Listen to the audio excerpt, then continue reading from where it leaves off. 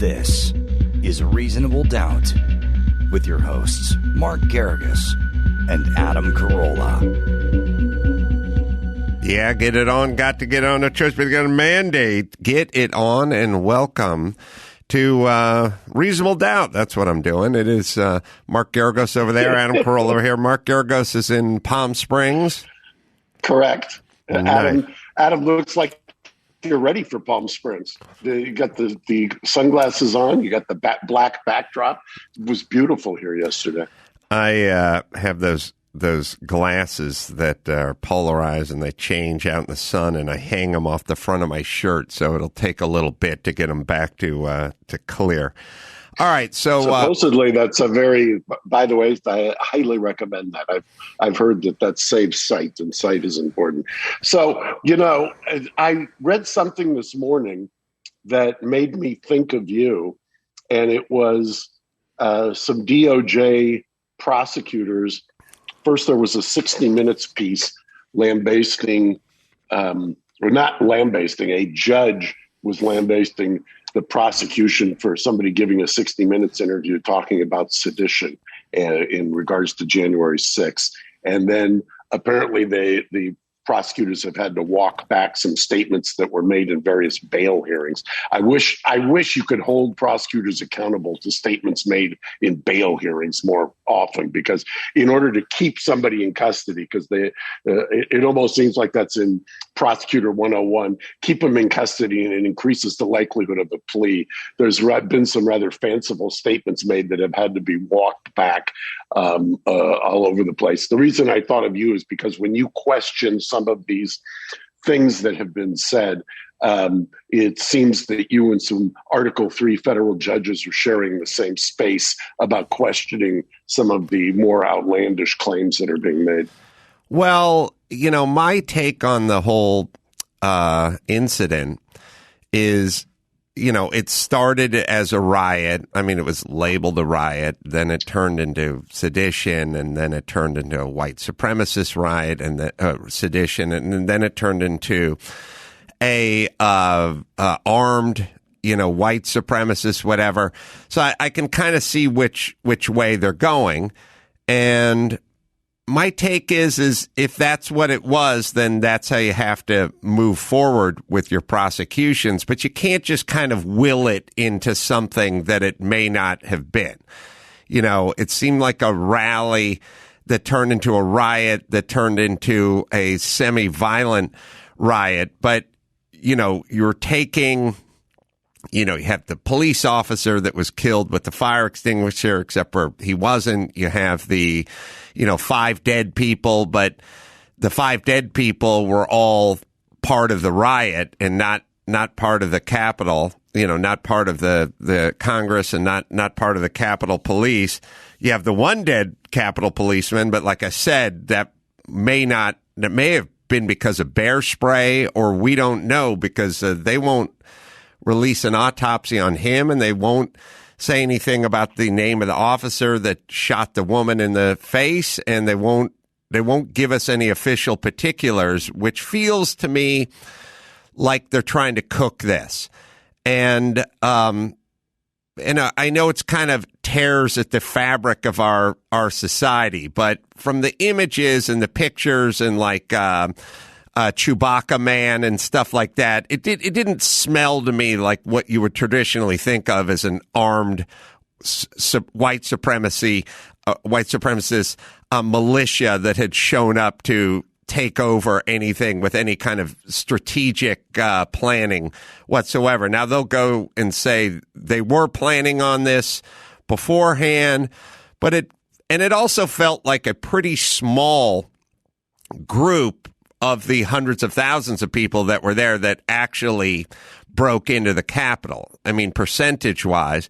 And I actually heard a story the other day about an I think the guy was an ex-military guy who was also a police officer who showed up at the rally, but he never went to the Capitol. He just sort of stayed at the rally, and he was there to kind of chronicle it with a friend of his, and he's gotten fired. They took his badge, they took his gun, they're really spreading this thing out far and wide, and it feels highly politicized to me. Well, it was interesting today. I was also reading. I saw a quote from Gerald Lefcourt. Gerald Lefcourt is a very highly regarded criminal defense lawyer.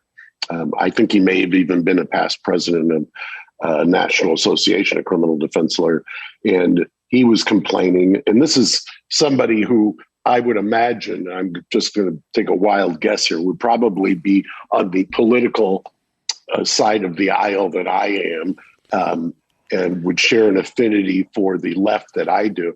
But he was talking about the politicalization of the politics and the criminalization of what has happened. And that's always been my fear about when it becomes, well, we got to get these people because, we're now in power. And I complained about that 20 years ago when it was aimed at Clinton. And I think I would complain about it now when it's aimed at, what it looks like here, Trump's supporters. I think that so far the prosecutors seem to have kind of dialed back the rhetoric. It's interesting to me. Part of the, there was one of the people who's being prosecuted, they talked about at the bail hearing that he was carrying an encrypted phone. Well, as it turns out, it wasn't an encrypted phone. His battery had just died. And so they admitted it and they conceded it. And I thought that was healthy, that they conceded it. Maybe I probably will get a call from his lawyer telling me that the only reason they conceded it is because they showed that they got their records and there were no calls made that day because the phone was left somewhere.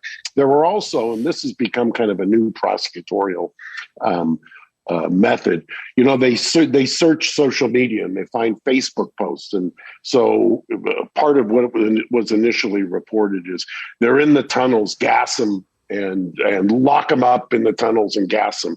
Apparently, the interpretation was that it looked damning that there were communications going on and that they were going to round up congressmen in the tunnels and gas them.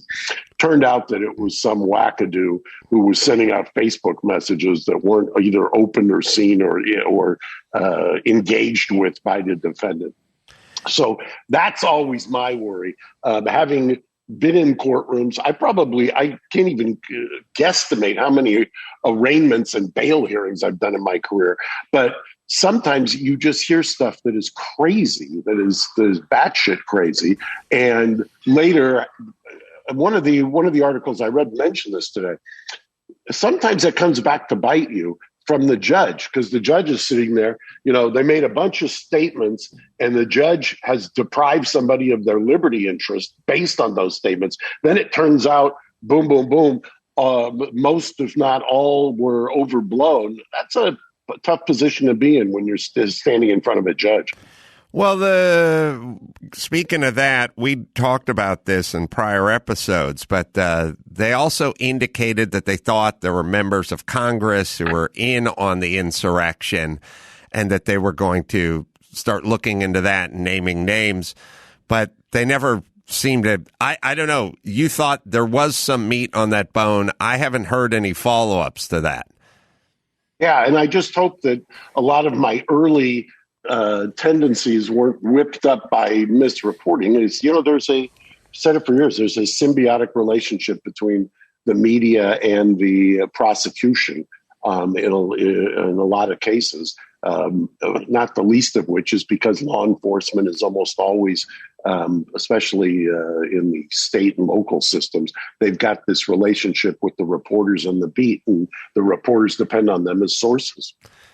Yeah, I just think, there's still a fence around the Capitol, I think, with barbed wire. They still have the National Guard there. I just feel like that's all part of the play that they're trying to direct. They're trying to cast this play. There was that big kerfuffle a few weeks ago that there was going to be a second attempt, and they got reliable sources.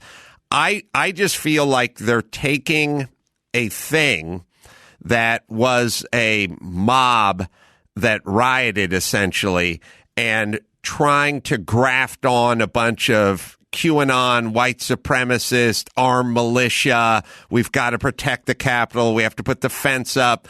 I don't think I think putting the fence up was part of the theater of it. I think the National Guard there and still there and the fence still there is all part of this theater to kind of will it into this thing that it really never was and certainly isn't now. I don't, it's the news. Yes, the news is working on this white supremacy thing.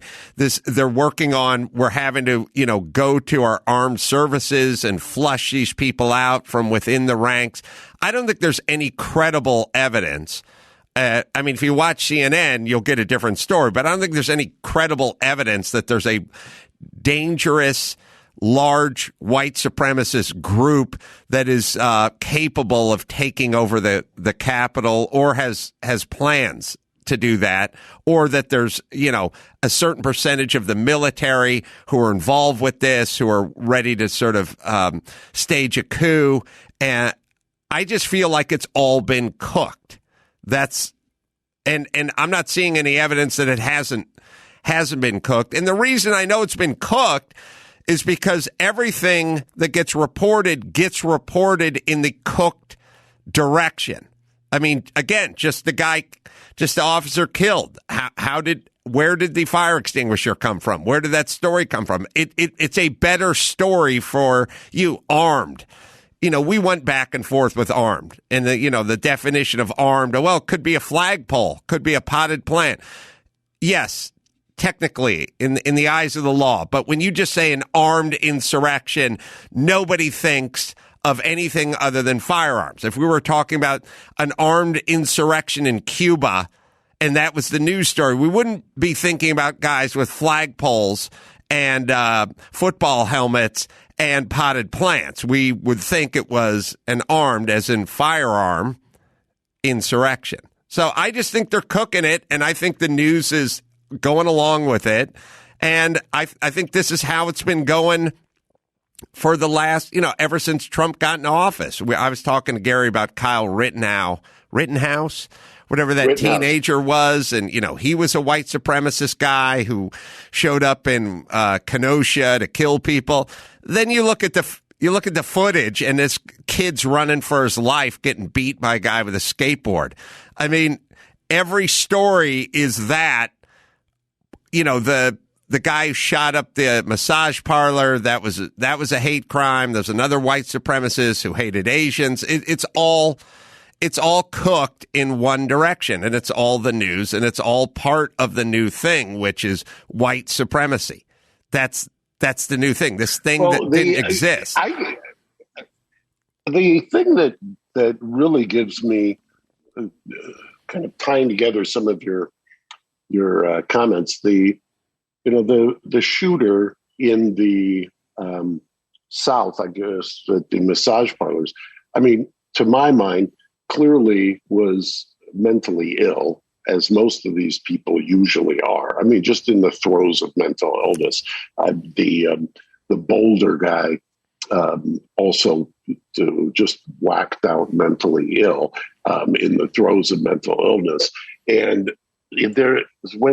I've got clients who are charged with the most serious crimes and are mentally ill, and we keep trying to force a kind of a criminal justice system, and also now when you have these polarized political viewpoints, a narrative onto it, when in actuality it's not just, but the explanation, if you're actually being honest, is that these are people with ideations and mental illness, and they in their mind they could have picked or choose anything that informs the mental illness. We used to, in the days of radio transistors, it would be a transistor was implanted in my tooth that was affected by low-flying aircraft. That now is, now the technology is greater, so the technology that's implanted in their brains is different. The ideas that they may express, or the way that it gets manifested, is truly mental illness, as opposed to kind of ideological things gone wrong. Clearly they can use that. They can tell that narrative, but at the bottom, there's almost virtually 2-1.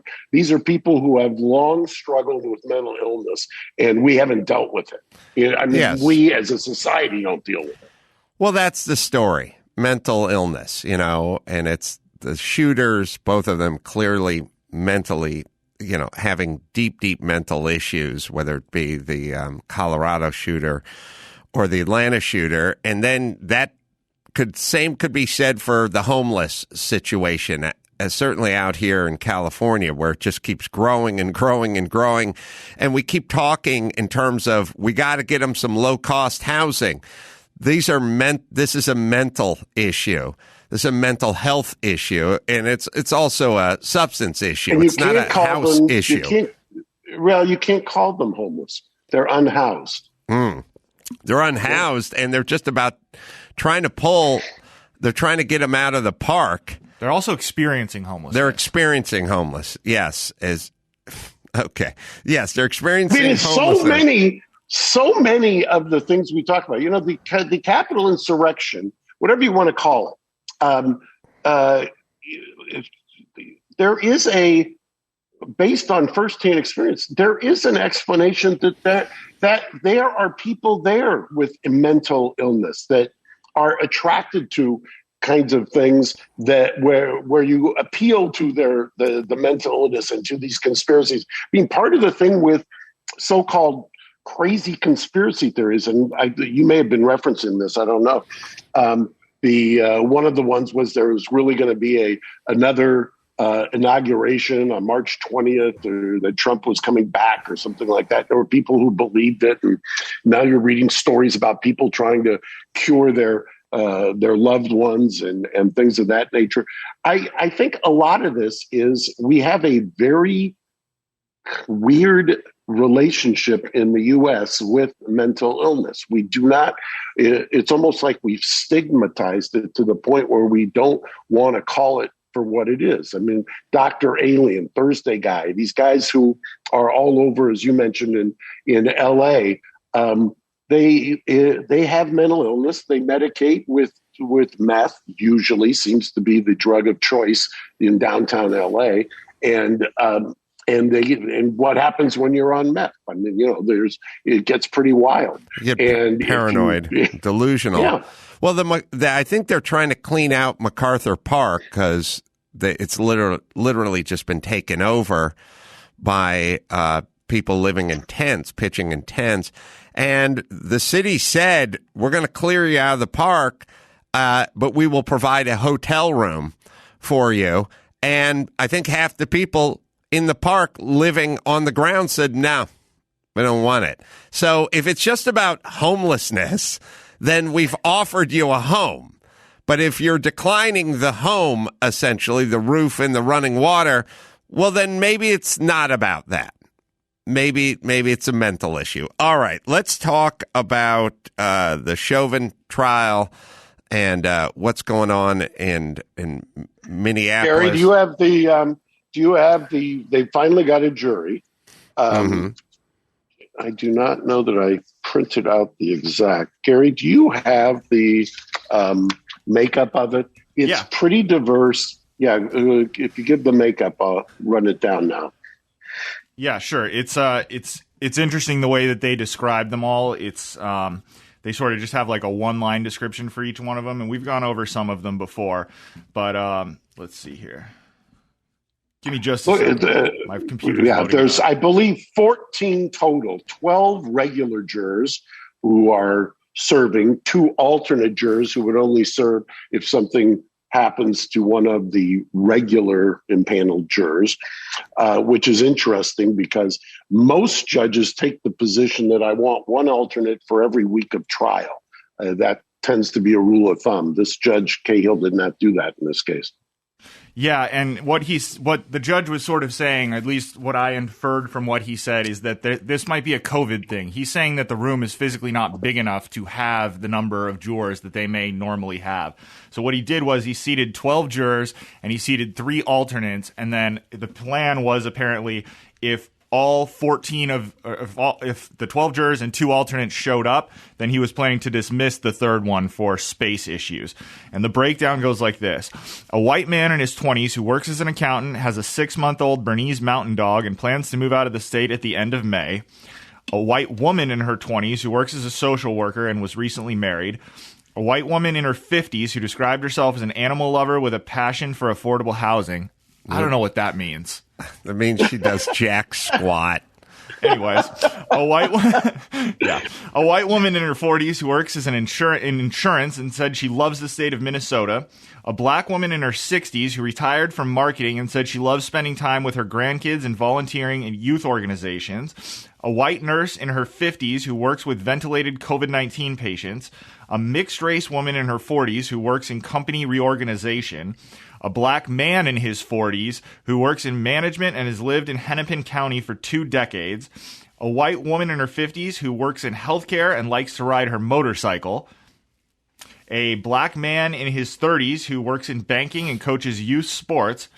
A white woman in her 50s who works at a nonprofit and is the single mother of 2 teenage sons. A black man in his 30s who works in tech and immigrated from Africa to the United States. A white business auditor in his 30s. A mixed-race woman in her 20s who said she registered to vote in hope of getting a jury summons for the Chauvin case. And a white chemist in his 20s who works in environmental testing and plays ultimate frisbee. Oh, yeah. That's going to be a tough one for the defense. Mark, I was wondering about the one who's openly said they registered to vote hoping to get on this jury. That seems like...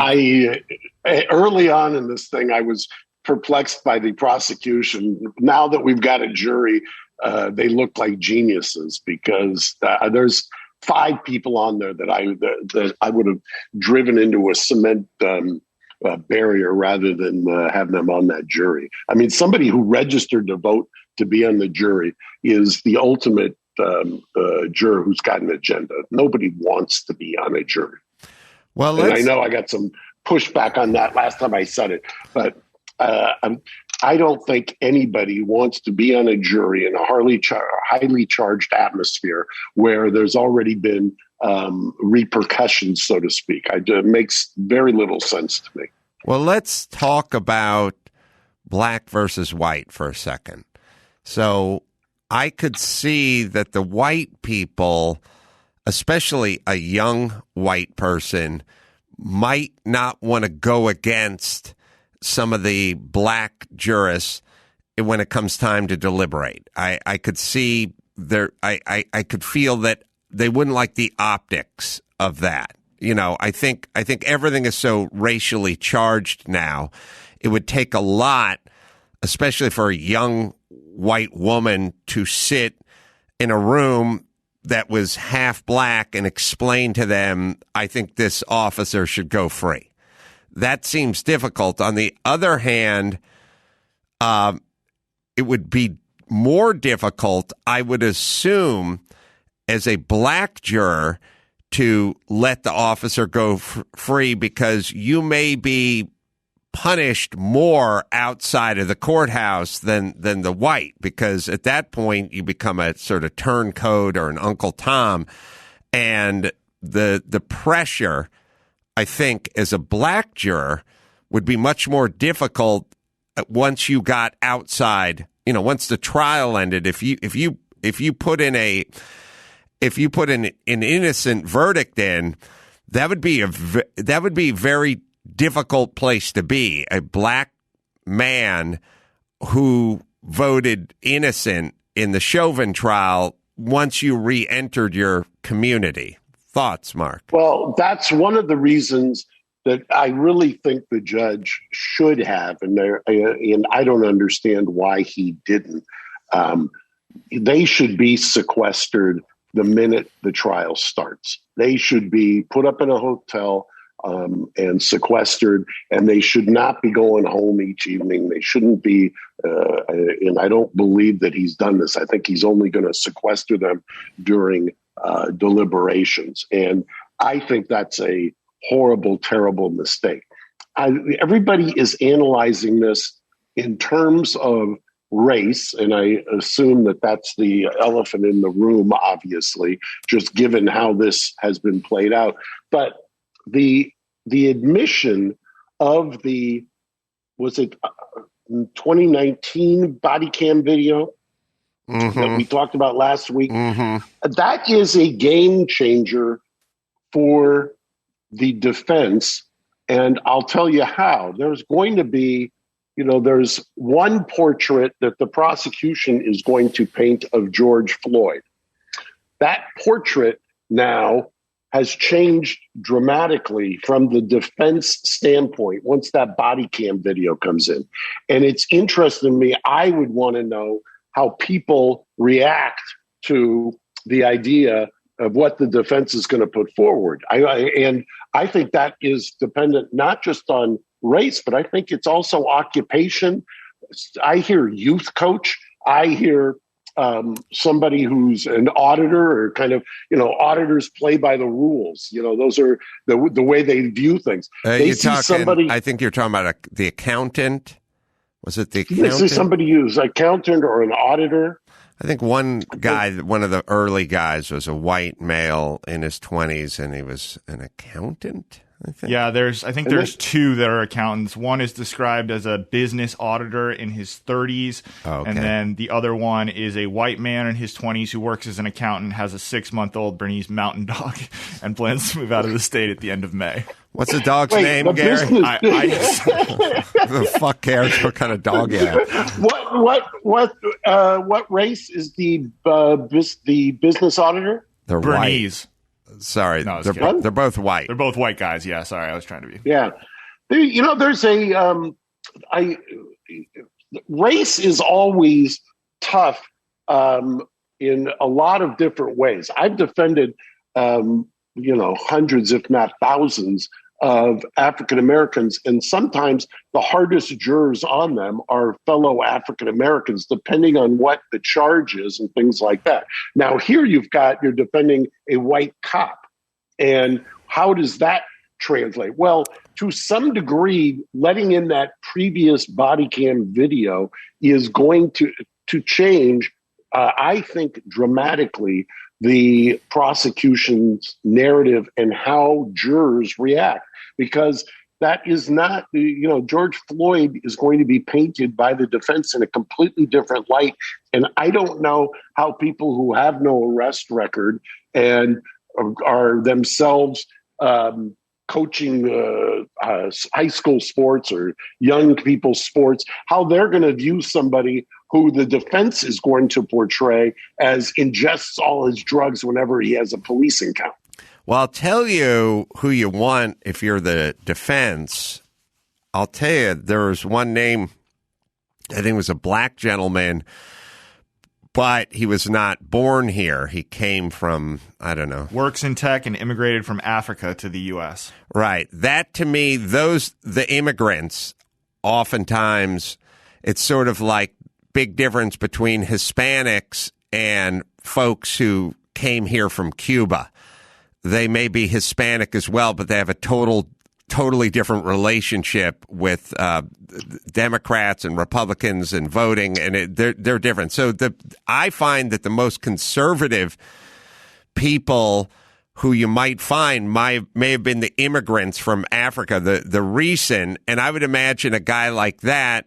See, anyone you have who comes here from a different place, who is seeking an opportunity, if he sees people squandering their opportunity, essentially, these guys all came here, fled, God knows what kind of oppression, came here and started a life.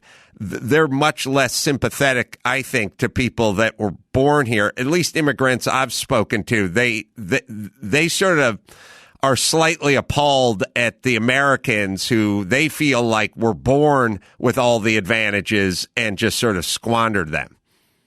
Yeah, I had that same anecdotal experience when Trump was ramping up the border wars, and the number of Armenian what I can't call them fobs, Armenian immigrants who were adamantly pro-Trump when it came to immigration. And I would often pose the question: if Trump thought, for instance, that he'd garner votes by revoking your naturalized citizenship, and they can't even comprehend that. I'm here, I know what I got. These other people are, it's kind of not in my backyard, which we used to say about real estate development in California. There is a NIMBY, not in my backyard element to it. I'm here. I don't want anybody else coming in on immigration. And I've had the same experience. They have a very dim view, immigrants do, of Americans who were born here and squandered the opportunity. Part of it is they're required to take civics lessons in order to become naturalized citizens, and so it's more fresh in their mind. Maybe I don't know if that's an explanation for it. Yeah, but I think a guy, it's kind of interesting. If I was looking to, during jury selection and looking for African American jurors, I would be looking for actual African American jurors, like actual jurors who came here from, Nigeria, in the last 5 years. All right, let me hit Geico. Do you rent your home? Well, you do one or the other, and you have your automotive policy. Well, good news. There's Geico. Geico makes it easy to bundle your homeowners or renters insurance along with your automotive policy, and it's easy. You just go to geico.com, you get a quote, you see just how much you could save when you go to geico.com. So go to geico.com, get your bundle on, and see just how much you could be saving. All right, so the trial is going to start on Monday, right?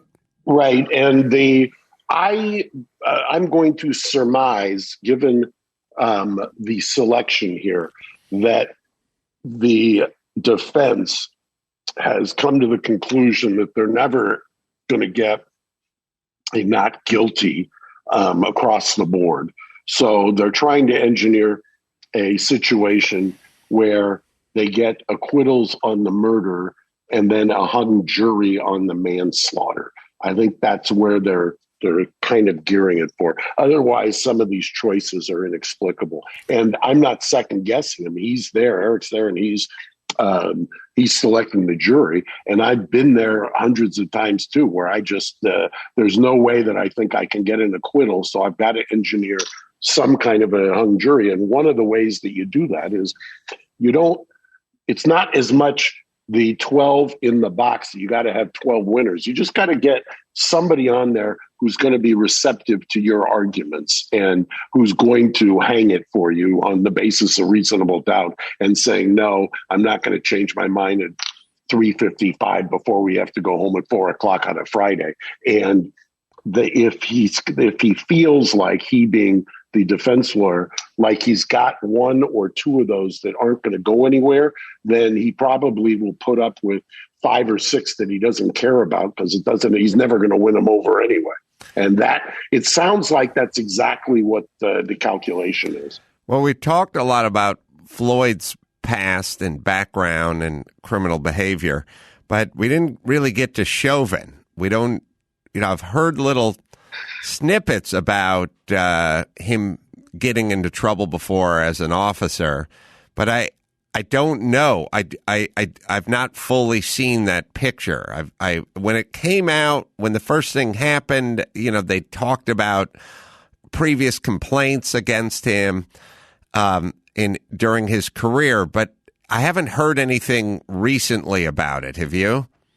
No, and it's interesting. I wonder why, because I'm wondering if there isn't a calculation that they don't want to give the judge, because judges tend to try to be fair to both sides, but sometimes one of the the natural human reactions to that is if the prosecution wants to delve too much into Chauvin's history, then he may feel more compelled to let the defense probe into more of Floyd's history. And so I think he's probably trying to avoid that, or they're trying to avoid this tit for tat notion.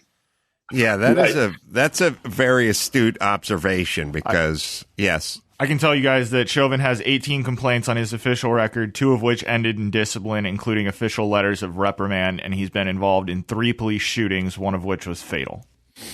Yeah, so if they start going down that road, then the judge is going to say, now I've opened the door to you going down the road. I mean, if we're going to look at history, then we'll look at all the history on both sides. Right. And there's a tendency, and there's evidentiary case law that in some cases, and this is quite a generalization, that you can do that. And, sometimes they talk about opening the door. Sometimes they talk about other things. I can hardly wait for the opening statements. I just think the opening statements are going to give us a window into how this case is going to be approached in front of this jury. And you're going to tailor, if you're the defense, you're going to tailor your opening statement to whichever jurors you think you can still salvage and that will give voice to your defense.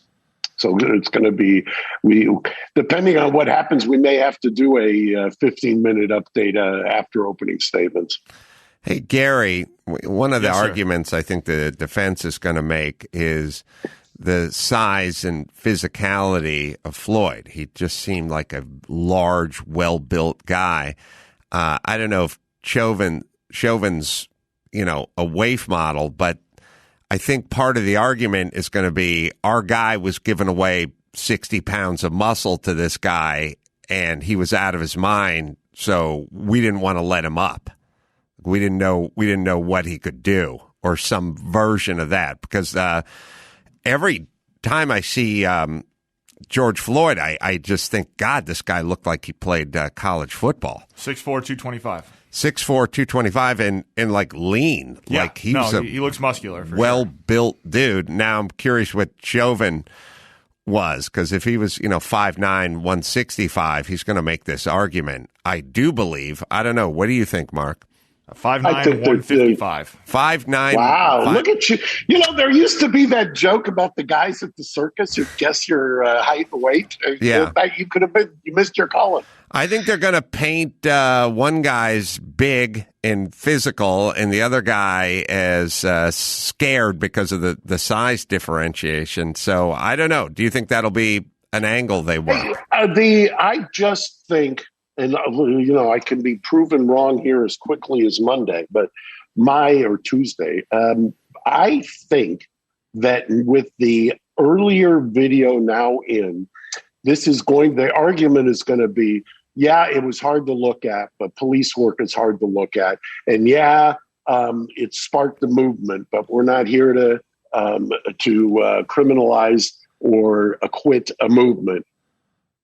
The coroner himself said if George Floyd was found at home, he would have ruled it an accidental overdose. He didn't, because there was so much brouhaha around this. Therefore, there was a pattern, and the pattern was whenever the cops came, he ingested whatever was on him, so that he knew enough to be under the influence as opposed to possession. So we know what the difference there is because he's savvy. And unfortunately, given having COVID and given his heart disease or coronary disease and issues and high blood pressure, and then this that happened, it would have, to quote the coroner, if he had been found at home, it would have been an accidental overdose, and there is no criminal liability here. I think that's the opening statement by the defense.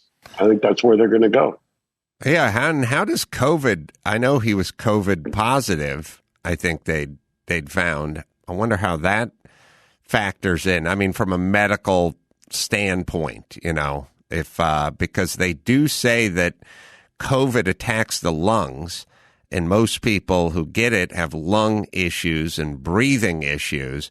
So having the COVID, and I guess the fentanyl does that, creates that as well. But it may have had nothing to do with it, but what I'm saying is as long as everyone has COVID on the brain and COVID, does attack the lungs, maybe that's part of the argument.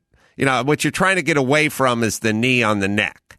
So you're correct, and that's why that's going to come in. I think you're going to see quite a bit of skirmishes on the pathologist, and I would imagine they're going to have a private pathologist testify, and you're going to hear about police practices person, and you're going to say, well, is this an appropriate police practice? And they're going to say, these police practices experts, whenever the cops are charged, they'll say anything. I mean, the guy, there's no floor to what's appropriate.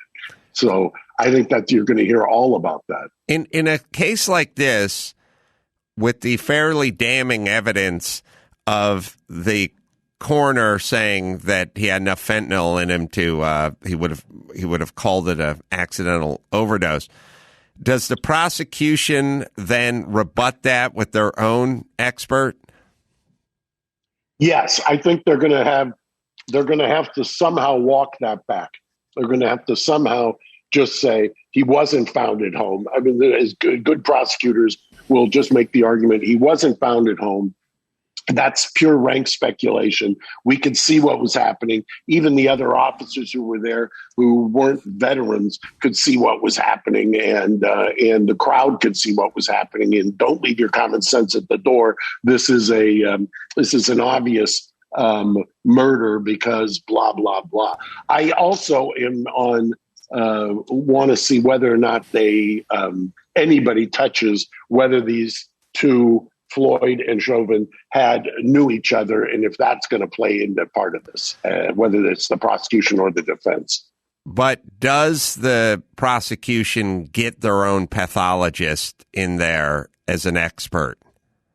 Look, the symbiotic relationship between the prosecution and the coroners are unbelievable. The coroners are basically guided by the lead detective towards where they want to go. And so when you say, do they get their own, they've got their own in-house, the coroner's office doesn't generally testify against a prosecution theory. In fact, they usually wrap themselves up in the prosecution theory. That's the cynical criminal defense lawyer view. But they already made the statement about 3 times the sort of lethal dose of fentanyl. So are they going to then walk that back? I don't know if it was necessarily a statement. I think it was in a report that was leaked to the media. So whether or not that's admissible in the case is probably the question. Yeah, Gary's right. I think it was he had notes, and I don't know if the notes were somewhere else. Sometimes they dictate while they're doing it. Mm-hmm. Other times they'll take contemporaneous notes, but it's been reported that it was in notes. I think it will come in. I can't imagine how that would not come in cross-examination.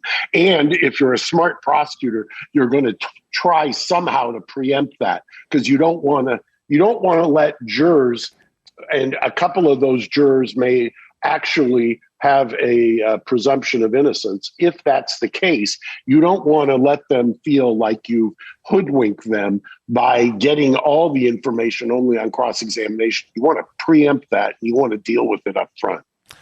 Well, okay, a good stopping point for us. We can certainly revisit a lot of this in our next episode, because Mark and I will have heard the opening statements, and Mark will have thoughts, and I will have thoughts even if I haven't heard them, based on Mark's thoughts.